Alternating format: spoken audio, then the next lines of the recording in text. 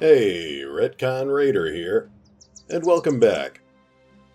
Last time, the Raiders took on and completed their first noble contract. So, here we are back near Weedfest in Grunberg, ready to take on our second contract. Now, you'll notice our current ambition is to raise 10,000 gold crowns, and honestly, we're already a little over halfway there. If we're lucky, one more good contract will give us just enough gold to push us over that goal. Now, all the raiders are looking like they're in pretty good condition. We have a few light flesh wounds, but we've swapped in all of our uninjured men. So, I think we're about as ready as we're ever going to be. Let's see what they've got to offer. Duke Dietmar von Eisenstein offers a stern hand to one of his chairs. You take a seat. The region is not safe. Traders are complaining about brigands and other threats along the road. He looks down, massaging his temples. As all my men are currently tied up, I need you to patrol the area. Travel to Eisenwall, continue to Gronenberg, and then return here within 7 days. If you encounter any threats, make sure you take care of them. I won't be paying you for a stroll through the woods, mercenary. Payment will be granted per head you bring me. Think that's our first contract that pays per kill. He puts his hand on your shoulder, smiling reaffirmingly. I think I know an adequate compensation for your services. You'll be paid 60 crowns per head you return with, and another 410 when the job is done. Think that sounds more than adequate. These used to be the most profitable contracts in the game once upon a time, though nowadays they limit the number of heads you can bring back. Yeah, 30. Alright, so 7 days to patrol out to 3 towns and collect up to 30 heads. It could be pretty profitable, so let's go for it. And look at all of these interesting mercenaries we just can't afford to hire right now.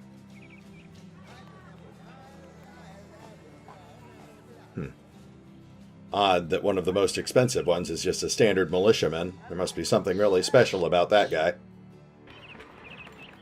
Okay, let's go ahead and start heading over towards Eisenwall. Unfortunately, this will be a bit of a slog, because there are literally no roads leading from Grunberg to Eisenwall. Oh, what's... okay. You cross into a small hamlet beside the path.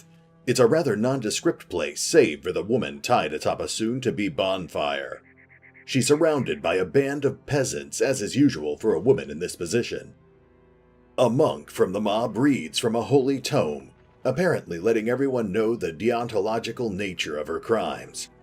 Another man dutifully stands by with a torch, his hands itchy to put it to use. Seeing you, the woman shouts for help. "They're going to burn me! You must do something! I've done no wrong here." This is an interesting scenario. I have encountered it before. I know that there are special responses you get if you have certain people like monks or witch hunters in your group, but in this case, our only options are to free her or to walk away. Let's try to help her out. Ooh, okay, well that didn't have the best results. Let's see here. You will not stand idly by while an innocent woman is burned for some imaginary crime. Blade in hand, you climb the wooden pallets and cut her free. She quickly scurries away, seeking her own safety. The crowd, enraged, sets upon the company in an instant. A scuffle between peasants and sellswords ends poorly for the former, but they do put in some damage. For losing control of the crowd, you have the monk beaten up, and the man carrying the torch, too. A few of the brothers believe this was the right thing to do, and are pleased with your decision. Well, it may have been the right thing to do, but unfortunately we paid the price for it. Siren's got a dislocated shoulder, and Vlad's got a broken nose. That actually puts 2 of our best fighters on the bench, unfortunately. Yeah, it looks like I'm going to have to rearrange our lines a little bit before we proceed, so we'll be right back. And we're back. As I feared, it does look like that event cost us a couple of our best men. Vlad's got a broken nose, which cripples his fatigue recovery. And even worse, Siren's got a dislocated shoulder. I've never seen that injury before, but it's a -3 to his action points, which is absolutely crippling in battle. Fortunately, we do have enough men to fill in the gaps for now. Woe has been asking me for a while to let him try his hand as a pole armor, so this is his chance. And Casimir the Glorious is subbing in on the front lines. Since we're mostly running with lower level characters, this ruined farmhouse seemed like the perfect opportunity to net some easy experience points and a half-dozen heads, so let's get in there. Honestly, at this point though, thugs and poachers are absolutely not going to pose a challenge. Though this terrain's a little obnoxious. Okay, I think we're just going to hang back and let these guys approach us, and then we'll wade into them.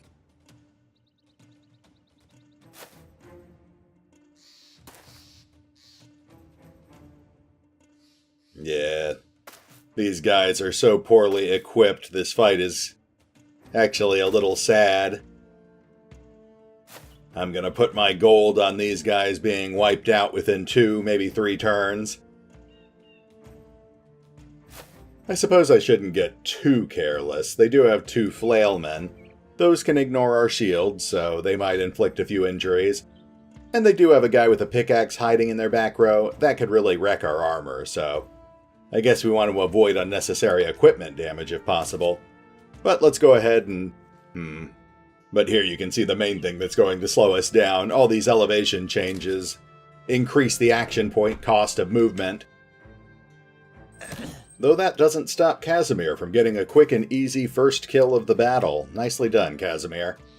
Alright, we'll bring up I Got. And unfortunately he misses.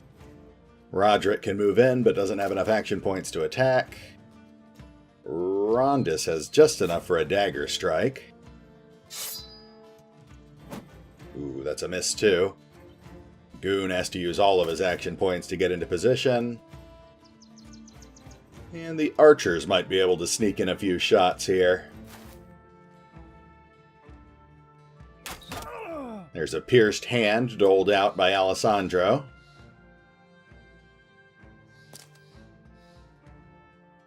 And we'll bring Wojtek up, and he follows up with a pierced arm muscle. Ooh, and there's Potato shooting off another bandit's ear. And I think that's actually it. I don't think anyone else is going to be able to make any attacks this turn. So let's just make sure everyone's in a good position, and... Oh, hey, Alessandro gets to go first, so... Ah, no luck. Oop. Okay. I guess that's a lesson that I should never get too overconfident. That brigand just used his dagger to ignore Roderick's armor, and now Roderick's saddled with a leg injury.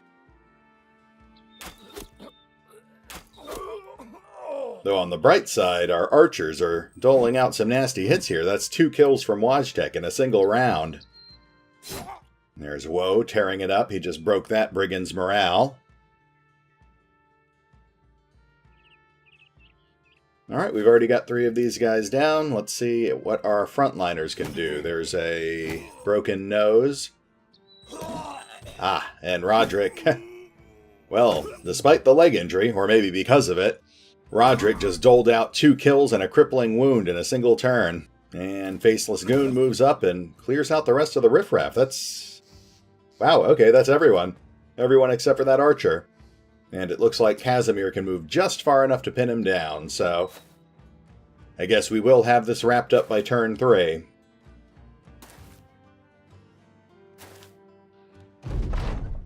No, I'm certainly not letting this guy run away.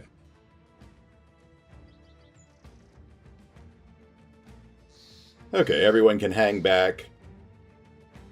I think the guys we've already got up here have it under control. There's some broken fingers. Oh, actually, it looks like I won't be able to finish him off this turn. The elevation changes and the... Oh, wait, no, he's trying to run, and down he goes. Let's see here. Potato just hit level 7. Roderick's got to deal with that pierced leg muscle, which reduces his melee defense and initiative. And for the most part, the loot is nothing to write home about. No unique items. Maybe 300-400 gold worth of loot.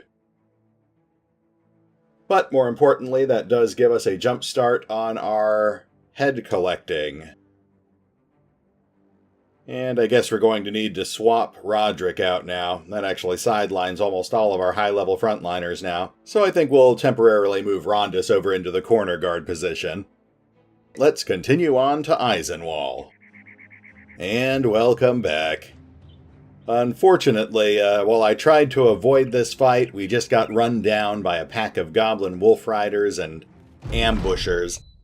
I'm not too worried about the wolf riders, but these ambushers are going to make it a fight I would have much rather avoided. Let's see here. Okay, it looks like the bulk of the wolf riders are rushing right up into our front line. But we've got at least a few who are going around to the north, and a few who are going to the south. It looks like they've actually split almost perfectly. We've got 5 on our front line, 2 going north and 2 going south. It's freaking ambushers. I mean, Bunny is one of our best archers, and even with a fully aimed shot, she has a 20% chance to hit. I guess our best bet is to try to punch through these wolf riders, and then advance foot soldiers towards the ambushers. Finish them off with more accurate melee attacks.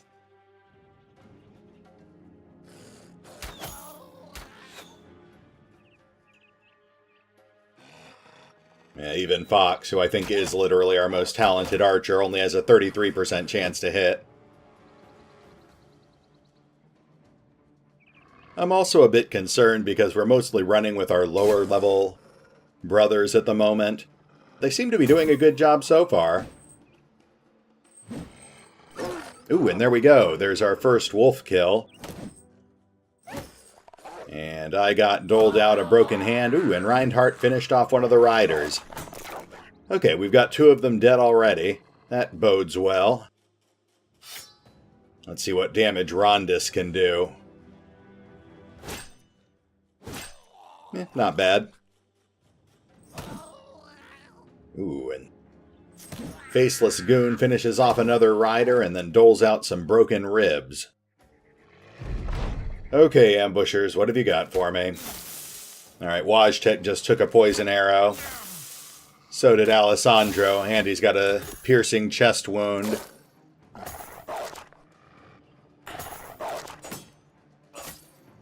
Well, wolf riders aren't doing much. I see a lot of small dings to our armor and some light flesh wounds.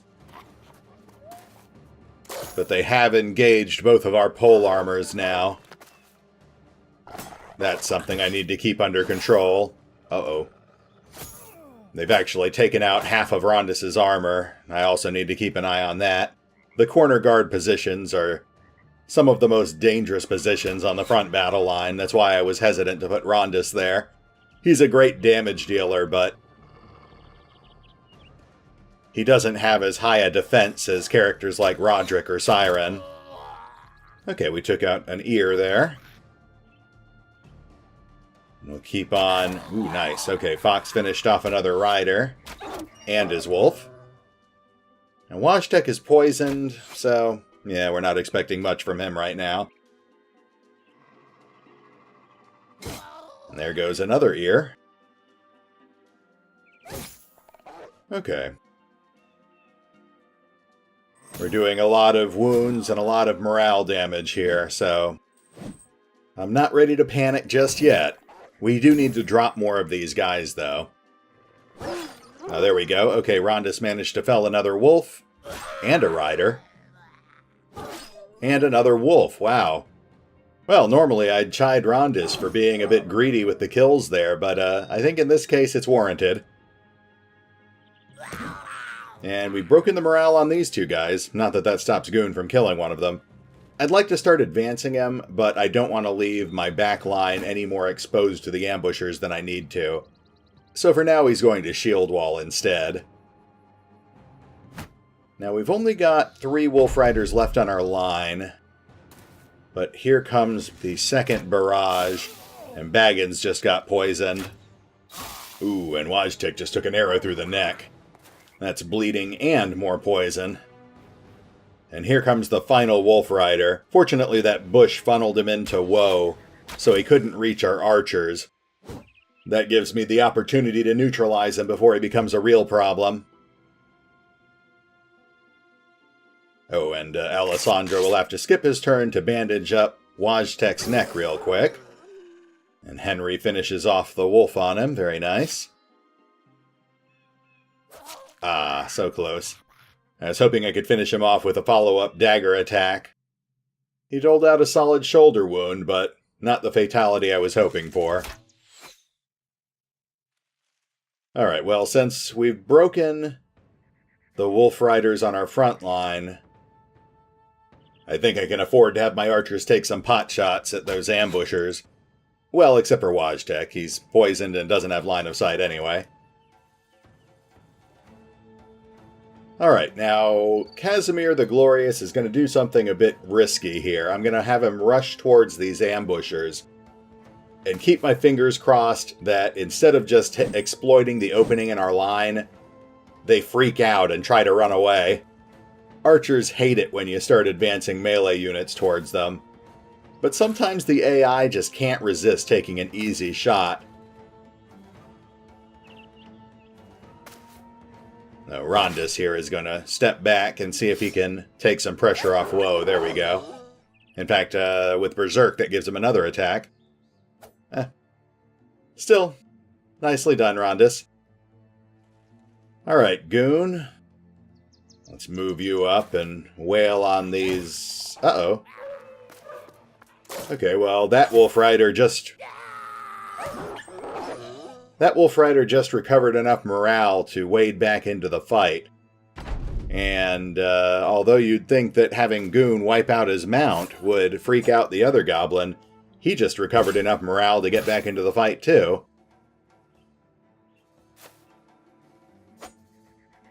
It could actually be a bit problematic because that means Goon is now facing 3 enemies all by himself. And they are tearing his armor up something fierce. Alright, Alessandro, let's see if you can do something here. You're poisoned, but... There we go, very nice. Alessandro just took out one of the goblins on Goon and re-broke the morale on the remaining rider. So let's go ahead and move some of our other archers up and take advantage of the opening. Nice, Wojtek dispatching yet another goblin. And Fox, can you finish... Well, he didn't finish him off, but he did shoot off his face.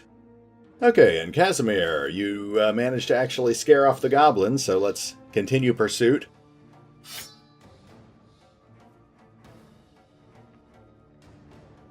And, that other ambusher ran off to the south somewhere. I'm never going to catch up with him, but I might as well... There he is. I might as well follow him with a few of my brothers just to make sure he's not doubling back. The last thing I need is for him to change his mind about running away.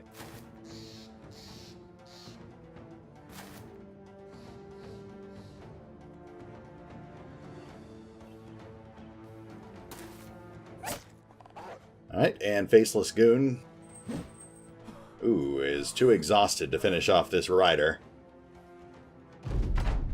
Okay. Looks like that one ambusher has decided to fight back against Casimir, but the other one is still running. At this point, we've just really got 2 threats on the field then. We've got the one Wolf Rider, who looks like he's getting ready to flee. And we have the one ambusher that Casimir pinned down. The fight's pretty much won, but I'm going to go ahead and play it safe and move my most injured. Nice. I'm going to... Ooh, very nice. Okay, 1 threat left. Yeah, I'm going to go ahead and move my wounded back just in case. The 3 enemies still on the field are all archers. So it's best to make sure my wounded are as far as possible from them, just in case they decide to start shooting at us again.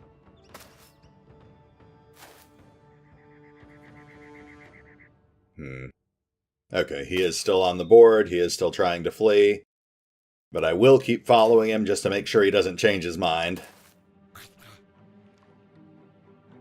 And the rest of my frontliners will converge on this ambusher over here. Except for you, Goon. You can stay back there with the archers.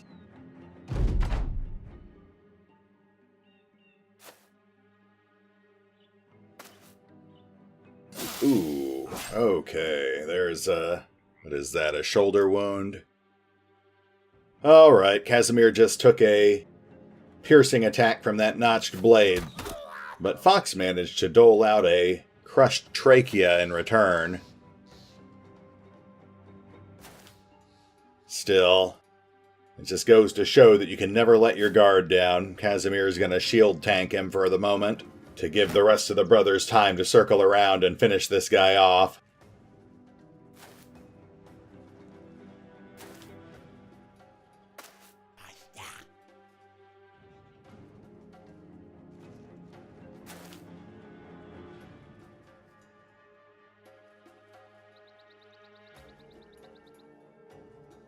Okay, round 7, and hopefully the final round. We only have one ambusher left on the field. And he did indeed attack Casimir, and immediately gets mowed down for his trouble. Another fight in the bag. Alessandro's got a pierced chest, and Casimir's got an injured shoulder. Fortunately, those are both pretty minor injuries. But we also netted a decent amount of level ups, and I see Rondis as MVP with 4 kills. Good work. Alessandro hits level 6, Wajtek hits level 4, Casimir is level 3, and Woe is level 3. No loot to speak of, but honestly, for as unpleasant a fight as that was, it did give us a lot of experience points for the low-level characters. And it gave us 10 more heads for the head bag. Though I was kind of hoping that the Wolf Riders would count as 2 kills each. No such luck, I suppose.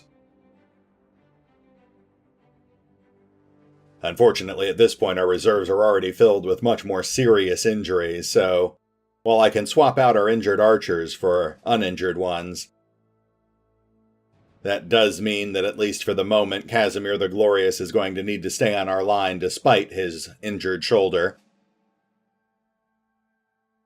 Hopefully that won't be too much of a problem, but we don't really have much choice, so let's go ahead and continue on to Eisenwall.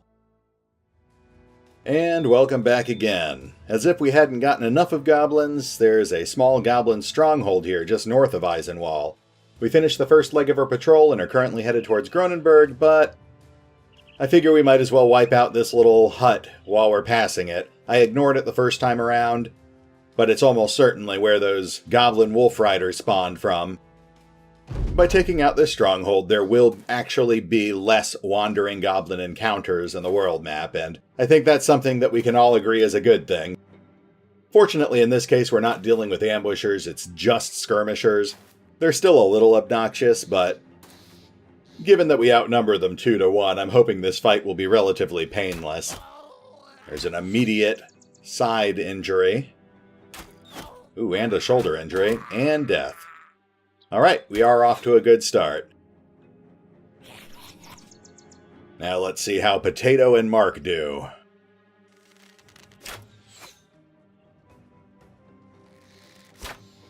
Well, Potato missed, but Mark managed to dole out another injured shoulder. And Woe will hang back for the moment in the bushes.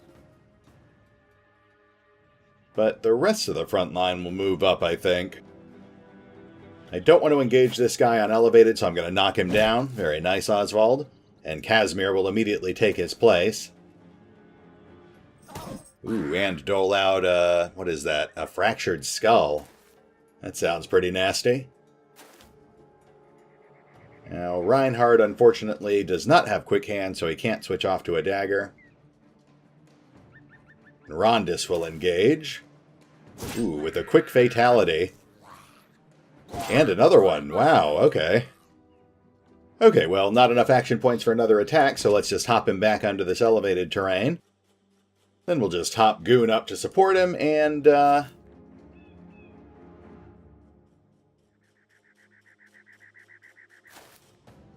think we'll put Woe squarely behind the two of them. That creates a nice triangle of death. Alright, goblins. Well, there's some damage to Goon's chainmail. That's annoying. And a net on Casimir, but otherwise we're okay here. Bunny doles out yet another shoulder injury. Potato hops up onto elevated and finishes him off. Very nice. Just 2 left on the field, and 1 is in a good position for archers, though. Not okay, Mark hasn't gone yet. Let's see what he can do. Ooh, and that's a punctured lung. And another fatality. Okay, so that just leaves us with 1 goblin left. His morale's broken, and he has a punctured lung, so this should be pretty quick. Did that goblin just laugh at me? I guess you've got to keep your sense of humor no matter how bad the situation gets. Alright, Goon pins him down. And buys the rest of the men time to move up, though with Rondis going, I think it's going to be a moot point. And it is. Rondis finishes him off, securing MVP for himself. What a glory hog. Okay, well, not much in the way of loot. We'll get a good 300 or 400 gold for that salt. Otherwise, the rest of it is about 100 gold worth of vendor trash. But not bad. That puts us up at 24 kills. Let's go ahead and push on to Gronenberg. Alright, we made it to Gronenberg, and we're directed to return to Grunberg to conclude the patrol. We're still 6 kills short of the maximum potential payout. But fortunately, we spied this small group of undead, armored Wiedergangers, and a few Geists. That should be a nice, quick, easy battle, so I think we'll use it to round out the session. Normally, armored Wiedergangers and Geists can be a bit of a nasty combination, but again, this group is so small I'm not anticipating any problems. Especially not with Alessandro, the Geist killer, in our crew. I don't even know what to say, man. 5% chance to hit, but somehow Alessandro consistently and reliably kills these things with arrows. Anyone else? Can anyone else kill this Geist?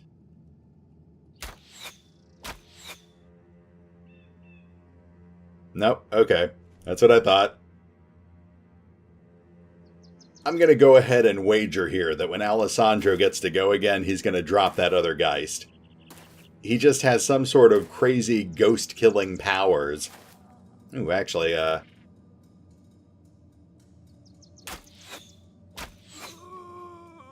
like the look of that blue-striped kettle helm. You know what, since there's so few Wiedergangers on the field here, I might use this as an opportunity to harvest some more armor.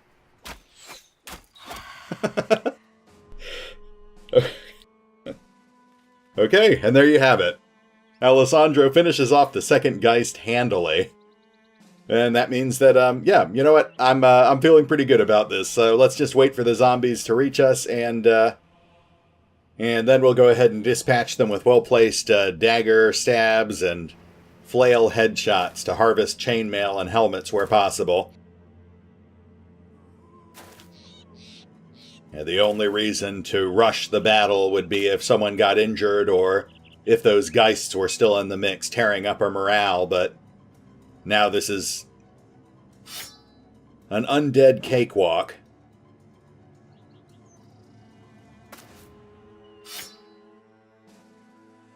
I don't really want to keep the archers idle, though, so I think I can live without that hide armor back there. Let's go ahead and mow that guy down.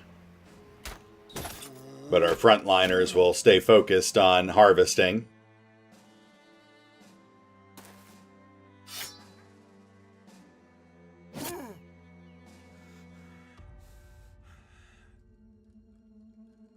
Alright, not much to say here, really. Just continuing to trim away at these zombies' health.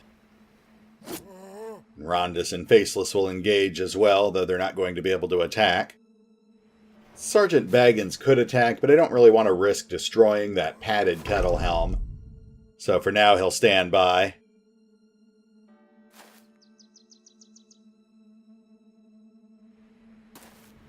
Ooh, Alessandro can still go, though. No luck. I guess his magic only works on Geists.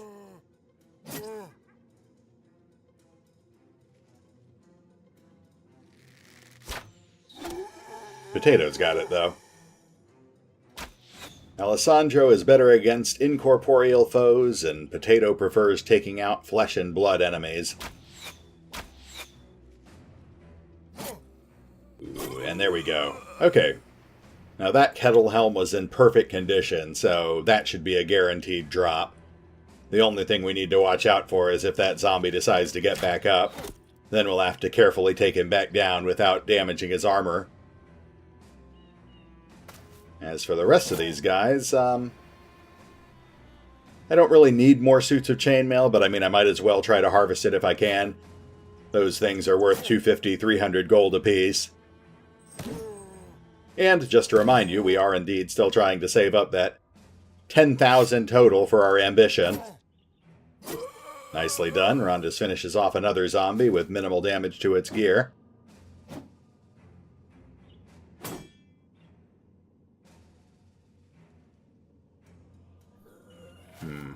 You know what, that zombie in the back, I'm not too concerned about his gear. He's just got, Ooh, okay, we got one who just came back. Yeah, the zombie in the back, I'm not too concerned about his gear because that's what? An Akaton cap and some sort of hide or leather armor, so we're just going to tear him to pieces. But we'll still be careful with these two guys with the chainmail. That stuff, as I've said before, is always useful, even if it's just for resale value.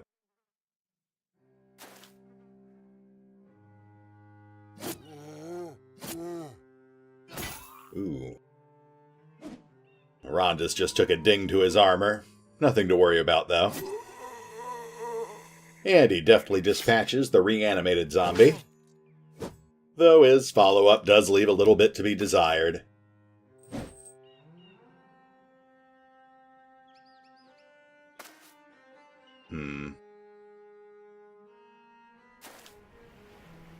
It's taking a little longer to finish off these last two Wiedergängers than I'd like. I have to keep in mind that that fancy kettle hat zombie behind us could still reanimate if we take too long.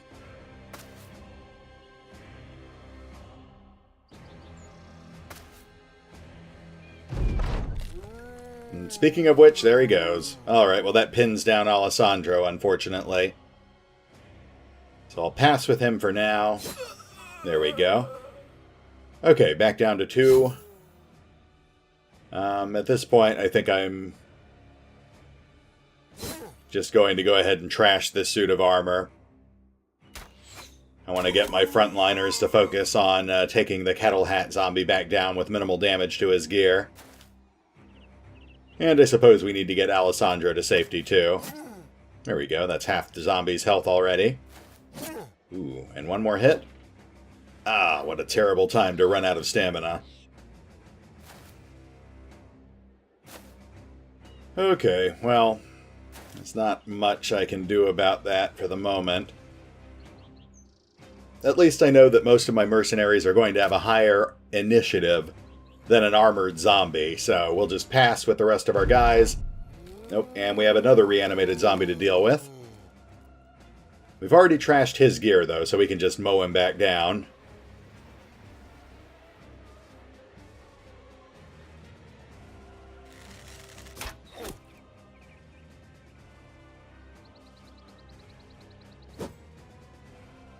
If we can hit him.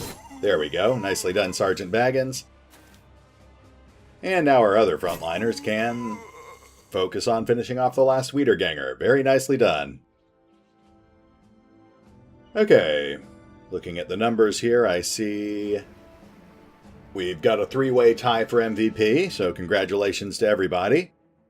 And there it is, the padded kettle hat that we worked so hard for. Stat-wise, it is actually a step up from our nasal helms.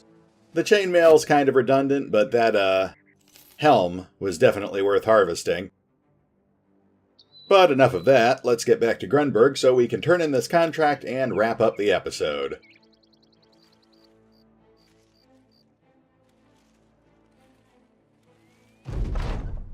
Duke Dietmar von Eisenstein is reading scrolls of papers as he welcomes you in. He's curious as to how many kills you racked up on patrol. You report 30, to which he hums and makes a small note on one of the papers. Nodding his head, he kicks open a chest next to him and starts scooping crowns into a satchel.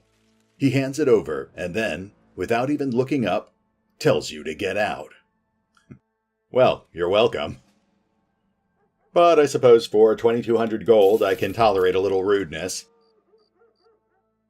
Now, we're definitely saddled down with a lot of injuries, so I know at least a little of this gold is going to go towards getting our men treated. Fortunately, we do have a lot of saleable goods from all those battles, but unfortunately it doesn't look like that's going to be enough to bump us over our 10,000 crown goal. Oh well, maybe next time. Hey, Retcon Raider here. Things got a bit bumpy today, but overall I think we got a lot done. We wrapped up our second noble contract and raked in another 3,000 gold crowns. But we definitely had to work for it. The Raiders hacked and slashed their way through 4 fights today, and the men have the scars to prove it. But at least we managed to walk away without suffering any more casualties. Though, given the sheer volume of injuries we've been seeing lately, I'm starting to think it's about time to bring in another new recruit or two. We've currently got 17 brothers on the roster, but we can theoretically have up to 20 at a time. I've just held off on it so far because the larger your group gets, the slower it moves, and the more it costs to maintain it. Still, I think once we finish saving up enough gold to finish off our latest ambition, we'll be spending at least a bit of it on another frontliner or two. So that means that Dominic the Shield, Ishizu's spiritual successor, will be the next lucky recruit to join the roster. But as always, there's room for more, so just let me know in the comments below if you'd like to be added to the waiting list. Now, if you'll excuse me, I need to swing by the local temple to see if I can work out some sort of bulk discount on their healing services. So for now, this is Retcon Raider, signing off. Thanks for watching. Oh, and remember, although I do love playing Battle Brothers, you can find out more about the game by visiting the official website, or the fan-run wiki. Links are in the description.